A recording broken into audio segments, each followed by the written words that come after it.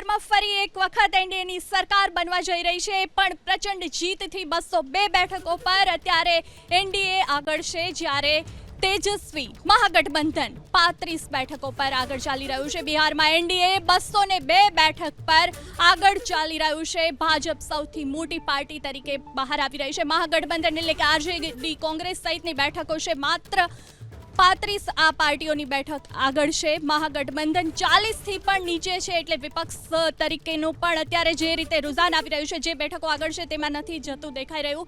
મહાગઠબંધનનો સફાયો થતો ચોક્કસપણે દેખાઈ રહ્યો છે। નીતિશ કુમારના મોટા ભાગના મંત્રીઓ છે જીત તરફ આગળ છે। પ્રશાંત કિશોરની જનસુરાજ પાર્ટી કેનું પણ સુરસુર્યું થતું દેખાઈ રહ્યું છે। સીતામઢીની તમામ બેઠક પર એનડીએની જીત। સીતામઢી તે બેઠક કે જેનો મુદ્દો ખૂબ ચાલ્યો હતો, સીતામઢીનો પણ અયોધ્યાની જેમ વિકાસ કરાશે તેવું પણ કહેવાયું હતું। બિહાર ચૂંટણીમાં જેડીયુને જબરજસ્ત જીત મળી રહી છે। બિહારમાં ભાજપ સૌથી મોટી પાર્ટી તરીકે પણ આગળ આવી રહી છે। બિહારમાં ફરી એક વખત એનડીએ સરકાર નિશ્ચિત, એનડીએની ફરી એક વખત સરકાર બની રહી છે। અને સીતામઢી એ બેઠક કે જેના પર એનડીએ તમામ બેઠકો પર જીતી છે, સીતામઢીનો મુદ્દો બિહાર ચૂંટણીમાં ખૂબ ચાલ્યો હતો।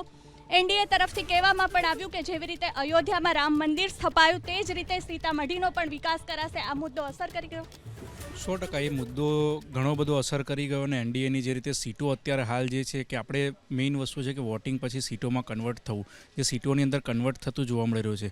એક અત્યારે હાલ જે રીતેના રુઝાન, પરિણામો અને જે રીતેની સીટો છે મુજબ એક અસમંજસ છે એ અત્યારે હાલ જોવા મળી રહી છે કે કદાચ જો આ સીટો જેટલી અત્યારે દેખાઈ રહી છે ને એ મુજબ કદાચ બિહારમાં નીતિશ વગર પણ સરકાર બનાવીએ તો બીજેપી પાસે એક મોકો જે છે કે જે રીતે નીતિશના ફેસ ઉપર પહેલેથી જ્યારે ઇલેક્શનની અંદર પણ જે મુખ્યમંત્રીનો ચહેરો જે કોંગ્રેસે અને તેજસ્વીની પાર્ટીએ જે રીતે કીધું હતું કે મુખ્યમંત્રીના ચહેરા તરીકે હજુ કોઈ બહાર નથી આપ્યું, એ માટે પણ અત્યારે હાલ જોવા જઈએ તો બીજેપીની પાસે 91 સીટ છે, ચિરાગ પાસવાનની સીટ છે, હમની અને આરએમની જો સીટો ભેગી કરીએ તો ઓલમોસ્ટ લમસમ 120 કે 121ની આજુબાજુ તો સીટો થઈ જાય છે। એટલે ફરીથી અત્યારે હાલ જે કહીએ કે ભારતીય જનતા પાર્ટી જો એનો કોઈપણ ચહેરો સીએમની અંદર બેસાડવો હોય તો તેના માટે બહુ અત્યારે હાલ એક મોકળો માર્ગ એ મળી ગયો છે। અત્યારે હાલ બીજેપીની આટલી બધી સીટો સાથે એક મોટી પાર્ટી તરીકે ઉભરી આવી છે અને કદાચ આ વખતે બિહારની રાજનીતિની અંદર જીત બાદ કંઈક નવું જોવા મળે એવું લાગી રહ્યું છે, કારણ કે ભારતીય જનતા પાર્ટી જે રીતે મહારાષ્ટ્રની અંદર પણ આપણે જો ઇલેક્શન પછી કંઈક નવી વસ્તુ જોવા મળતી હોય છે તે મુજબ આમ બિહારના ઇલેક્શન પછી પણ જે રીતે જોવા અત્યારે હાલ સીટોનું સમીકરણ અને સીટોનું ગણિત કરવા જઈએ કે 122 સીટે સરકાર બનાવી શકાય છે, તો બીજેપી પાસે રસ્તો અત્યારે ખુલ્લો છે। એટલે કદાચ બીજેપી પોતાના સીએમની પણ માંગ કરી શકે। નીતિશ વગર બિહાર ચલાવવું એ થોડું અશક્ય વસ્તુ છે, એ જાણે છે દરેક, પણ અત્યારે હાલ બીજેપી પાસે એટલી બહુમત અને બીજેપી પાસે સીટો જે કમ્બાઇન્ડ ચિરાગ પાસવાનની જો કરવામાં આવે ને હમ અને બીજી આરએલએમની પાર્ટીની જો સીટોનું મિક્સ કરવામાં આવે તો 120-121ની આજુબાજુ છે। એટલે મતલબ કે એમના મુદ્દાઓ જે છે ભારતીય જનતા પાર્ટીએ જે રીતે કેન્દ્રની અંદર રહી મુખ્ય વડાપ્રધાન નરેન્દ્રભાઈ મોદીએ જે રીતે મહિલાઓ માટેની વાતચીત કરી, મેનિફેસ્ટોની વાતચીત કરી અને રોજગારીની વાતો કરી, યુવાઓની વાત કરી, દરેક વાતો જે છે એ વોટથી લઈ સીટથી લઈને અત્યારે સરકાર બનાવવામાં સફળ નીવડી છે। જી, એનડીએની તમામ જે પાર્ટીઓ છે એનડીએમાં જોડાયેલી એની વાત કરીએ તો ભાજપ હોય, જેડીયુ, ચિરાગ પાસવાનની એલજેપી 22 બેઠકો પર લડી 22 પર આગળ દેખાઈ રહી છે, હમ 5, આરએલએમ 4। શું કારણ કે એનડીએની તમામ પાર્ટીઓ છે એ આગળ છે અને તમામ પાર્ટીઓનું પ્રદર્શન ખૂબ સારું દેખાઈ રહ્યું છે? કયા એવા કારણો કોઈ અસર કરી ગયા, કયા એવા મુદ્દાઓ? देखिए, आप चुनाव प्रचार के दौरान जो सभाएं हुई और जो महागठबंधन के लोगों ने जिस तरह से लोगों को डराने धमकाने की एक प्रदर्शन किया, लोगों पे उसका बहुत नेगेटिव इम्पैक्ट आया। अभी मेरे कांग्रेस के भाई कह रहे थे और अभी पवन खेड़ा जी का भी स्टेटमेंट आया कि ये चुनाव तो चुनाव आयोग बनाम विभिन्न दल है। तो आप मतदाताओं को बिल्कुल बेवकूफ़ समझ करके, मतदाताओं को डरा धमका के आप उनसे वोट लेंगे? कोई इतना नासमझ नहीं है आज की तारीख में। 21वीं सदी के हमारे भारत के मतदाता बहुत जागरूक हैं, हर मुद्दे से वो जुड़े हुए हैं, सोशल मीडिया से जुड़े हुए हैं, मीडिया से जुड़े हुए हैं। तो आप उनको डरा धमका करके वोट नहीं ले सकते, खास तौर से तब जब आपका विकल्प उनके सामने है। एक ज़माना था जब आपका कोई विकल्प नहीं था, तब लोगों के पास डर एकमात्र वो था कि भाई डर के मारे इनको देना ही है। तो आपकी सरकारें चल गई बहुत समय तक डर के मारे और जंगल राज आपने चला लिया। लेकिन आज आप देखिए, चाहे राहुल गांधी जी हों, चाहे अखिलेश यादव हों, चाहे तेजस्वी यादव हों, हर पब्लिक मंच से वो ये मैसेज दे रहे हैं कि वोटर्स आर फूल्स, या वोटर तुमको डरना पड़ेगा हमसे, नहीं डरोगे तो तुम्हारी हालत ख़राब हो जाएगी, हमको वोट दो। तो ऐसे वोट नहीं लिए जा सकते। वोट लेने के लिए आपके पास मुद्दे होने चाहिए, जो एनडीए के पास थे। एनडीए ने किसी भी सभा में ऐसी कोई, आप मेरे को सभा बता दो जिसमें मुद्दों पे बात नहीं की हो। हाँ, दूसरी तीसरी बातें भी की होगी थोड़ी बहुत, लेकिन मुद्दे ज़्यादा हावी थे। लोगों को एक राह दिखाई कि भाई अगर हमारी सरकार आएगी तो हम ये करेंगे। लेकिन जहाँ एमजीपी महागठबंधन की हम बात करें तो उन्होंने कहा कि हमारी सरकार आएगी तो हम बीजेपी वालों को मारेंगे, जो बीजेपी के सपोर्टर हैं उनको मारेंगे, आरएसएस वालों को जेल में बंद कर देंगे। तो ये अप्रोच का जो डिफरेंस है, इसको हमारे वोटर बहुत अच्छे से समझते हैं और वो जानते हैं कि अगर आज ये कुछ भी नहीं है फिर भी ऐसी बातें कर रहे हैं, कल को अगर इनके हाथ में पावर आ गया तो ये हमारी क्या हालत करेंगे। तो एक बहुत बड़ा कारण ये है कि इतनी थंपिंग मेजोरिटी के साथ एनडीए को चुनाव में आज बढ़त मिलती नजर आ रही है। જે એનડીએના મુદ્દાઓ છે એની સામે મહાગઠબંધનના મુદ્દાઓ ક્યાંક ઓછા રહ્યા. બીજો એક પ્રશ્ન એ પણ છે કે તેજસ્વી યાદવની યાત્રા હોય, રેલી હોય, રાહુલ ગાંધીએ યાત્રા કાઢી હતી બિહારમાં. ભીડ ખૂબ બધી થાય છે, સભામાં પણ ભીડ હોય છે, પણ એ મતોમાં કેમ કન્વર્ટ નથી થતું? સ્પષ્ટપણે હમણાં જે રીતે એક રાજકીય વિશ્લેષક કહેતા હતા કે ડરની વાત, તો આદરણીય રાહુલ ગાંધીજીએ આખા દેશમાં સૌથી મોટી યાત્રા નફરતની સામે મોહબ્બત કી દુકાન ખોલેંગે એ વાત જોડે કરી. આ દેશમાં પ્રેમ, સદભાવ, ભાઈચારાની વાત થાય તો એ વાત કરનાર આદરણીય નેતા રાહુલ ગાંધીજી છે. ત્યારે મુદ્દાઓની ચર્ચા કરીએ છીએ, મુદ્દાઓની વાત કરી, દરેક પરિવારમાં એક સરકારી નોકરી આપીશું, તેમાં શું ખોટો વાયદો હતો? શું સિક્કિમમાં દરેક પરિવારમાંથી એક વ્યક્તિને સરકારી નોકરી નથી મળતી? અમે એવું કીધું કે આજીવિકા દીદીને જે સેલરી છે અમે 30,000 કરીશું. શું ખોટું કીધું? સેલરી વધારવાનું અને એમને સરકારી સ્ટેટસ આપવાની વાત કરી, એમાં શું ખોટું કીધું? એટલે કે અમે શિક્ષણની વાત કરીએ, અમે કીધું કે નાલંદા જેવી યુનિવર્સિટી બનાવીશું જે વિશ્વવિખ્યાત એક સમયમાં હતી, કે જે આખા વિશ્વમાંથી લોકો ભણવા આવતા, એ પ્રકારની યુનિવર્સિટી પાછી ઊભી કરીશું. તો એમાં શું મુદ્દો નહોતો? એ જ વાત કરીએ. અમે જે મુદ્દાઓ મૂક્યા એ કદાચ એમને ઇમોશનલ અપીલ ન કરી શક્યા, એ અમે સ્વીકારીએ છીએ અને એનું પરિણામ અત્યારે જોઈ રહ્યા છે.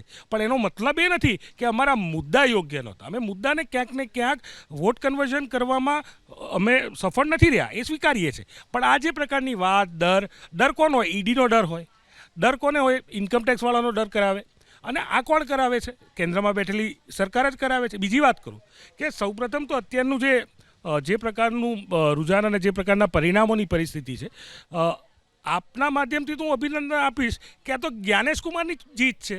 એટલે જ્ઞાનેશ કુમારને ખરેખર તો પહેલાં અભિનંદન આપવા પડે કે 65 લાખ વોટર ડિલીટ કરી નાખ્યા જ્ઞાનેશ કુમારે, એનો ફાયદો મળ્યો છે. એટલે જ્ઞાનેશ કુમાર ગઠબંધનની જીત છે, આ એનડીએની જીત નથી. આપણે જોયું છે કે કયા પ્રકારની પરિસ્થિતિ, અને પાછા એ 65 લાખ વોટર ડિલીટ તો કરે, પાછા એમના પોતાના સંસદ સભ્ય રાકેશ સિન્હા જેવા હોય એ પાછા 6 મહિનામાં દિલ્હી અને બિહાર બે જગ્યાએ વોટ આપે.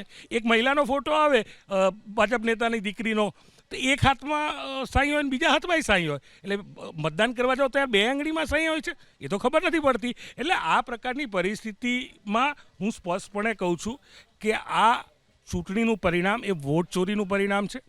મહારાષ્ટ્રમાં પણ જોયું હતું, હરિયાણામાં પણ પુરવાર કર્યું અને આજે બિહારમાં પણ પુરવાર થઈ રહ્યું છે. સ્પષ્ટપણે આ ચૂંટણીના પરિણામની જીત એ ચૂંટણી કમિશનર જ્ઞાનેશ કુમારની જીત છે.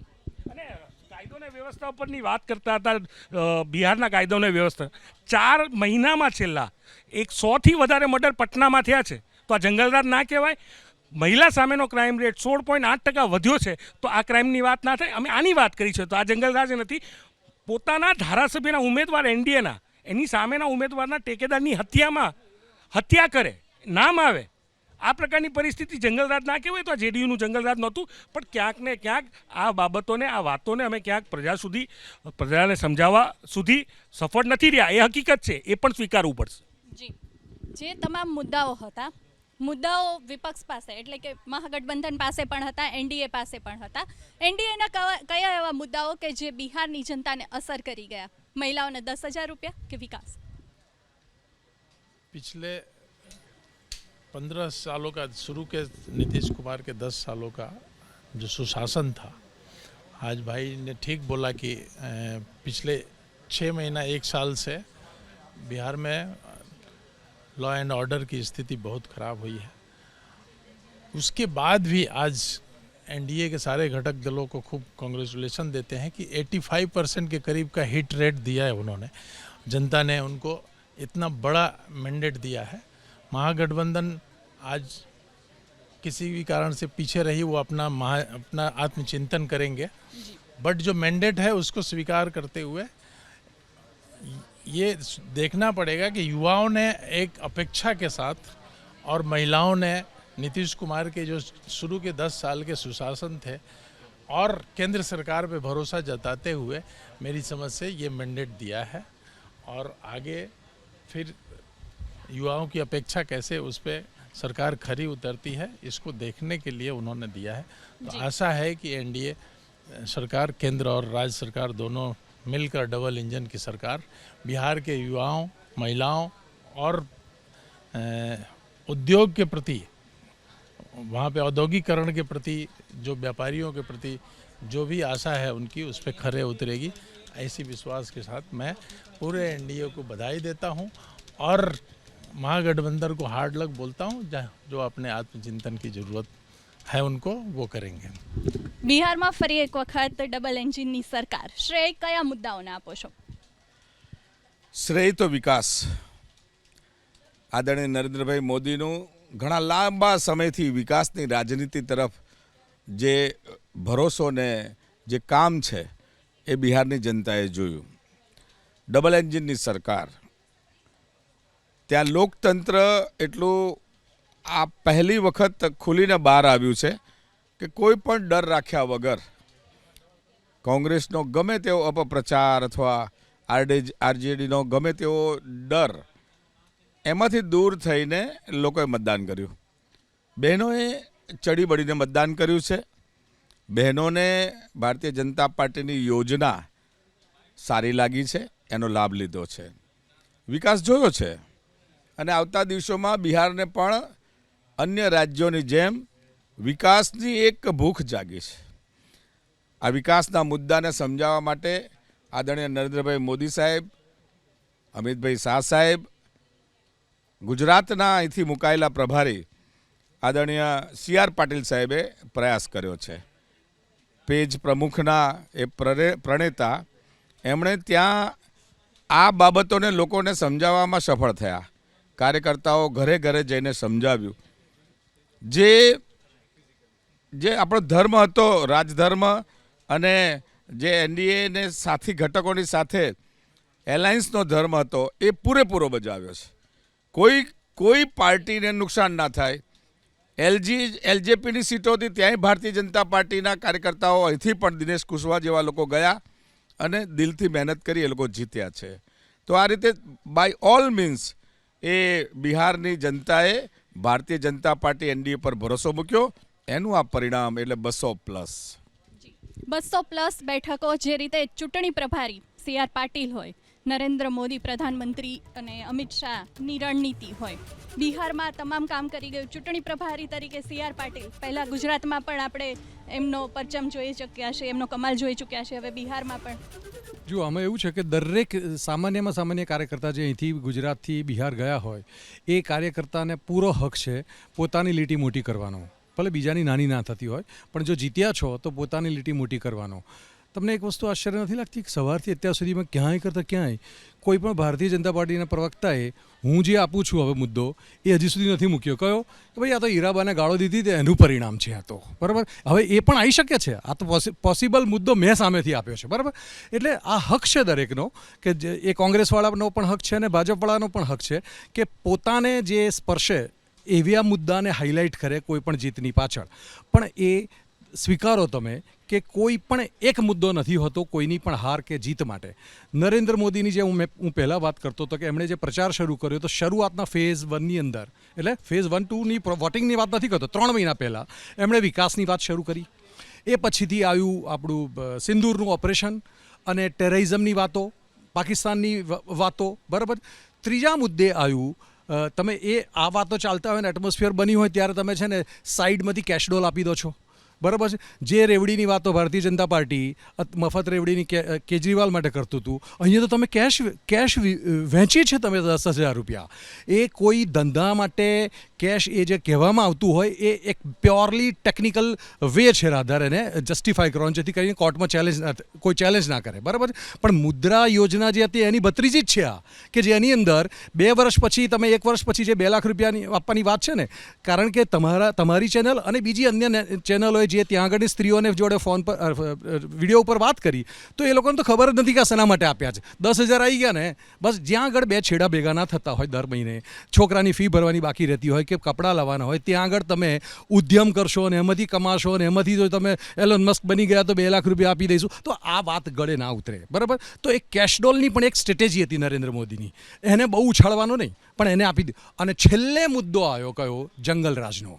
એટલે ભય, ટૂંકમાં ભય, કેશડોલ, રાષ્ટ્રવાદ અને વિકાસ, આ 4 મુદ્દા ભેગા કર્યા અને છતાંય સાથે સેલિબ્રિટીની પણ જરૂર પડે.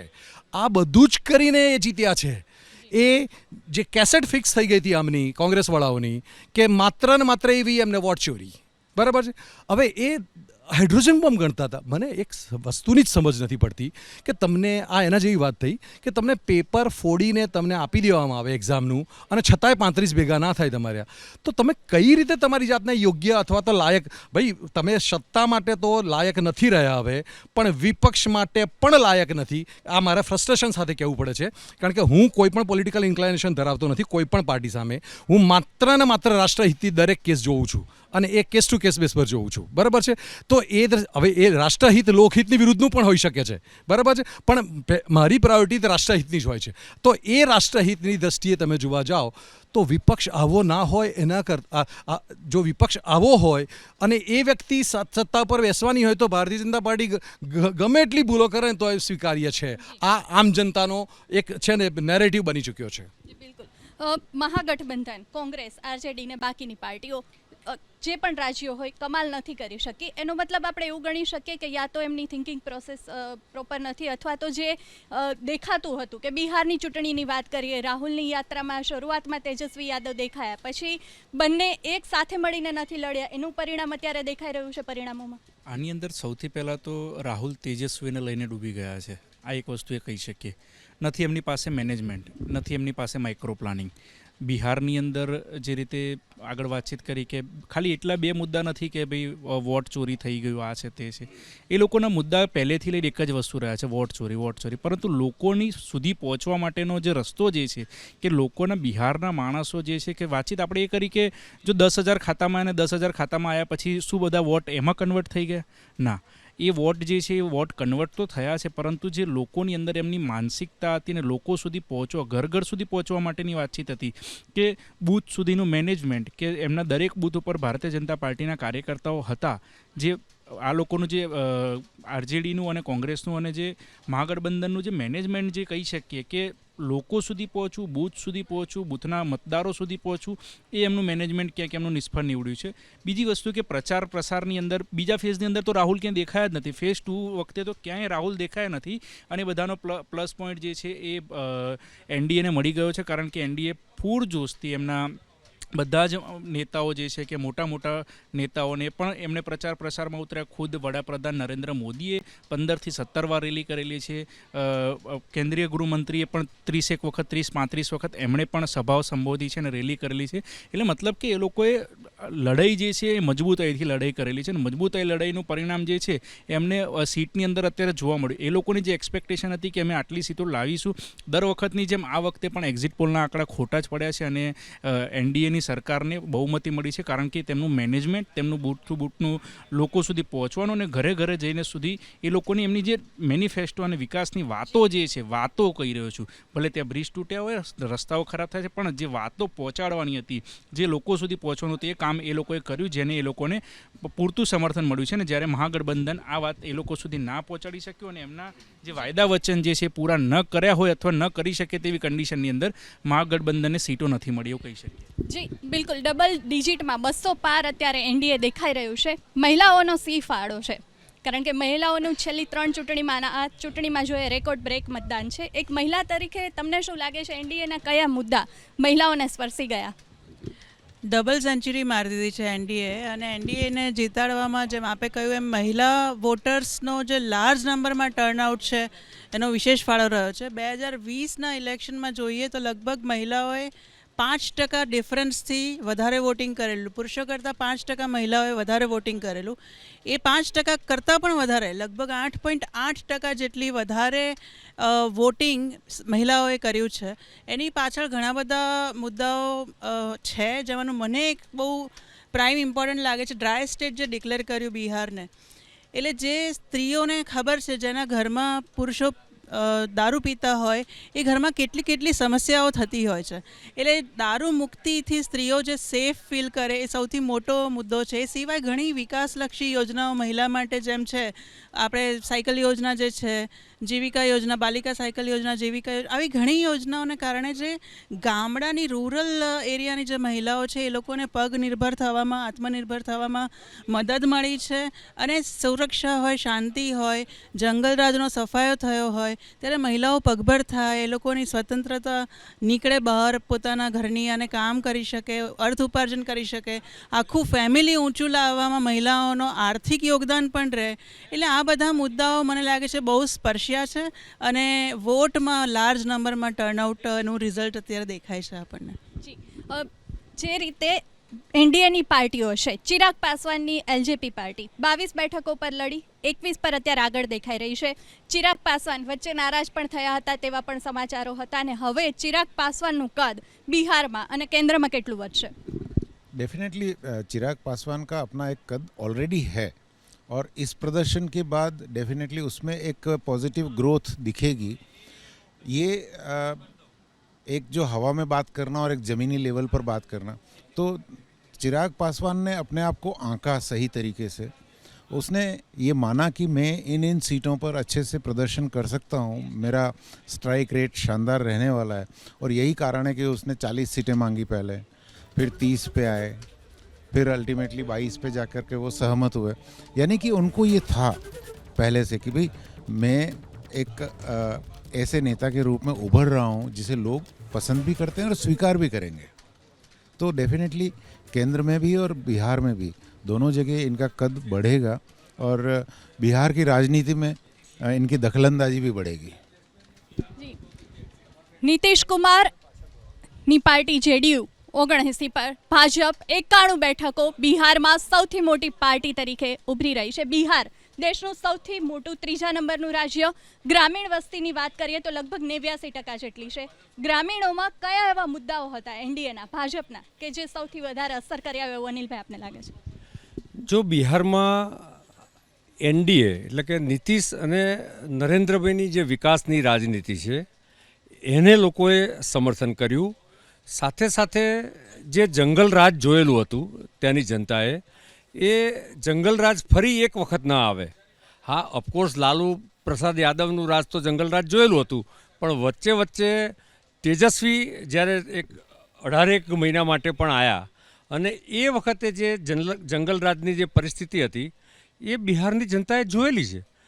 બીજું, જે રીતે નીતિશ અને એનડીએ સરકારે ત્યાં લખપતિ દીદી યોજના નરેન્દ્રભાઈની હોય કે જીવિકા બહેન યોજના હોય, જે ત્યાંના મહિલાઓને જે સમર્થન આપ્યું છે, અને ખાસ કરીને મહિલા સશક્તિકરણ, લો એન્ડ ઓર્ડર, આવા અનેક મુદ્દા છે. પણ કુલ મળીને જે પ્રકારના પરિણામ છે એ પરિણામ એ સાબિત કરે છે કે વિપક્ષની જે જ્ઞાતિ વિભાજનની રાજનીતિ હતી હવે દેશમાં ચાલી શકે એમ નથી.